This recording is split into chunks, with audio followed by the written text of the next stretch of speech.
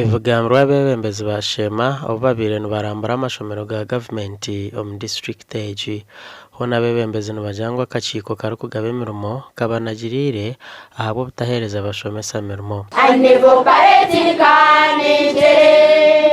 ahabwokuba washanga kanengyere nk'egi eine abaana 500 na n'abashomesa 6 nyona ninterera omuranga service commission ngo batuhereze abashomesa bitu abajire omu districts agandi aba transform service abo bagomere nabo at least tunaganaga mu mashomero abine mukaga basiye mushanja level waza nkumbashaho abashaho bari 40%, abashomesa ni nka 52%, twese hariho gap bwena amashomero gutwara bamu twazanya bwina tibine bashomesa bakomara. Dan Mugizi ori kukiikirira abakozi omu kanso ya Sheema najanga kirengire kandi eki kiriyo nikiteganisa by'obwegyese omu district. Abashomesa bingi n'abakazi abashija tubarwa nkaha omu mukaga omushaija n'omwe abasigara n'abakazi 5.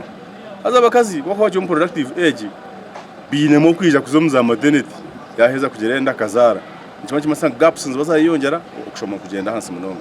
Omwaka oguhwire Sheema ekozire kubi kandi abebembezi bekwasize obutagira abashomesa abarukumara. We are going to sign agreement na n'abahead teacher bawe n'aba master bawe na departments zitu zone kureba ngo target yitwataho ejo target yagira ki yayikize awe mu kimanyaje hatitwe executive ya Sheema na council ya Sheema twatwede bintu biri ya standard tukubasa kugira ukombe k'ikizimbe ko kucira nk'iki rero ukacipushing mu ndiki ni malitsa kujya funa imiti better mutota bento insisting ngo ikizimbe twera twatwashitanize kikwere kimwe nicyo benisha za kanso tubatuhereze ikintu kikwire ebyo bicweka n'ibiteganisa mu development na management ya some of these programs.